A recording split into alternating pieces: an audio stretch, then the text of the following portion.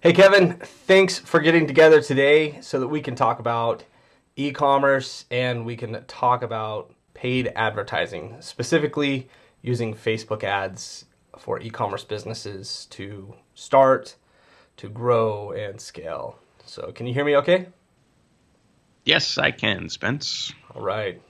Well, let's really get into it. Our audience, if they've been a listener on the Business Growth Podcast, or if the audience has heard conversations between you and me together, we've owned business together. We've done quite a bit, and you are the go-to guy when it comes to Facebook ads.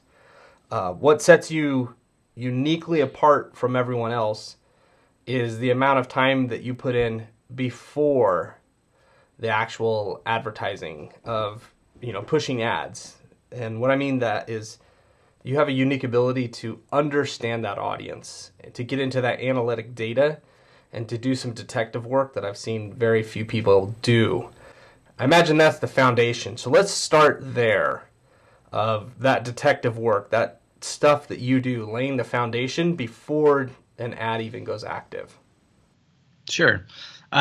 It's really important for you to understand who your customer actually is. A lot of businesses, a lot of people starting out, or even businesses that have been in business for many, many years, even if they've experienced some success, they think that everyone is their customer and everyone needs their product that they're marketing, of course.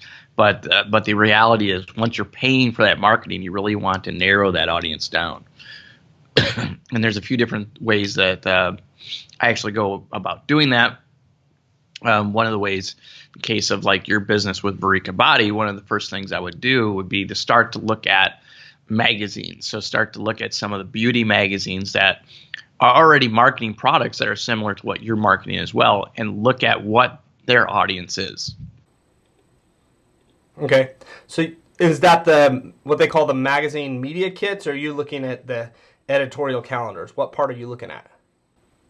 Mainly at first, I'm looking at the magazine media kits. Okay. With the magazine media kits, if you do a search for beauty magazine, a lot of them will show up in the Google results. You go to the homepage, and then usually at the bottom in the footer menu of the homepage, you'll see a link to either it'll say media kit or it'll say like advertise with us, and that's where you'll find the media kits.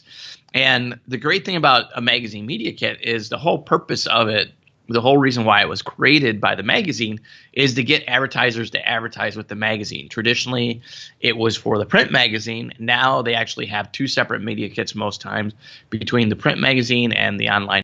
And in some cases, we're now finding some magazines are just online magazines as well, and they'll have a media kit specifically for their website. Okay. For the online part, they're mainly focused on, usually on like banner ads or different things like that. But what we're looking for is, we're actually looking for what the demographics are. And you can also find usually more information than just age groups and what the age breakdown is, the gender, whether or not they're married or not, what their education level is, kind of whether or not they own a home, or their net worth information. You can actually get more information about other things they buy as well. So, like in the case of, I had one client that was selling diapers online. We used the magazine media kits to actually find the demographics of mothers that he was targeting. But what it also did was, it also told us what trimester in the pregnancy the mothers were actually stocking their nursery with. Oh, So, okay. and the other things was, it also talked about other products that they buy when they buy products related to their pregnancy, things that you don't think about, like cameras. So they're having a baby. One of the big purchases that a lot of people make as they're about to have a baby is also to buy a video camera, or buy in this case, a DSLR, to capture those special moments throughout the life of the child.